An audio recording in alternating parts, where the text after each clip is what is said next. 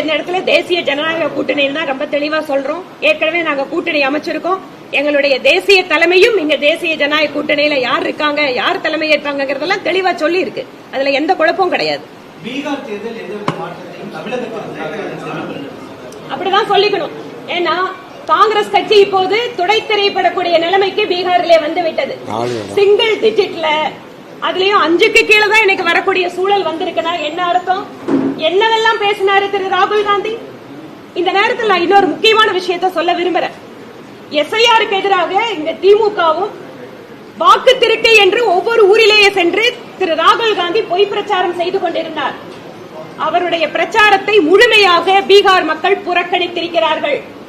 உங்களுடைய தோல்விக்கு காரணம் என்பது நீங்கள் தானே தவிர எஸ்ஐஆரோ அல்லது வாக்காளர் பட்டியலோ தேர்தல் ஆணையமோ இல்லை என்பதை உறுதியாக பீகார் மக்கள் வெளிப்படுத்தி இருக்கிறார்கள். எஸ்ஐஆருக்கு பின்பாக நடைபெற்ற தேர்தல் இது. எஸ்ஐஆர் நடந்ததற்கு பின்பாக இந்த தேர்தலிலே எந்த இடத்திலேயும் எங்கள் வாக்குகளை காணோம் என்று யாரும் சொல்லவில்லை. எங்கள் பூத்திலே கள்ள ஓட்டு போட்டார்கள் என்று எந்த அரசியல் கட்சிகளும் சொல்லவில்லை. இதற்காகத்தான் எஸ்ஐஆர். தேர்தல் ஆணையம் வாக்காளர்களை, உண்மையான வாக்காளர்களை ஒருவரை கூட விட்டுவிடாமல் அவர்களுக்கு அவர்களுடைய ஜனநாயக உரிமையை காப்பாற்றுவதற்காக இந்த எஸ்ஐஆரை கொண்டு வந்திருக்கிறது.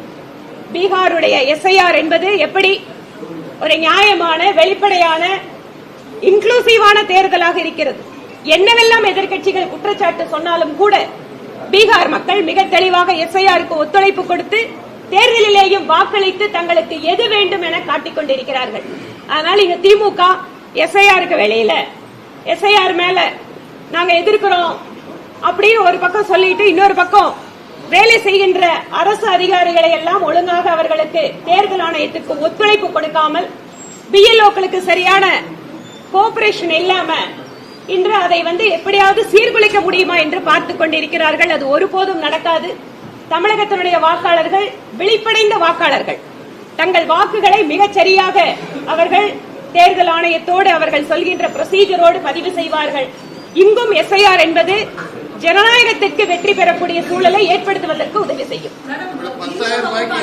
வேற யாருக்காவது வாய்ப்பு கொடுக்கலாமா? தேசிய ஜனநாயக கூட்டணியில பல்வேறு கட்சிகள் இணையும் நீங்க சொல்றீங்க. ஆல்ரெடி இருந்த கட்சிகள்லாம் தேசிய ஜனநாயக கூட்டணியில் தமிழகத்தில் இருக்கக்கூடிய கூட்டணி கட்சிகள் வெளியேறி இருக்காங்க.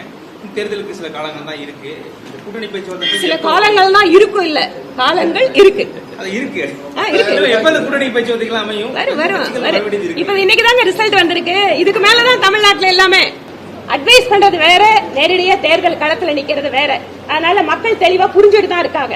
நீங்க பீகார் மாதிரியான மக்களே யார் தேர்தல்ல அங்க ஜெயிக்கணும், நமக்கு யார் வேண்டும், எந்த ஆட்சி வேண்டும் அப்படிங்கறது தெளிவா இருக்காங்க.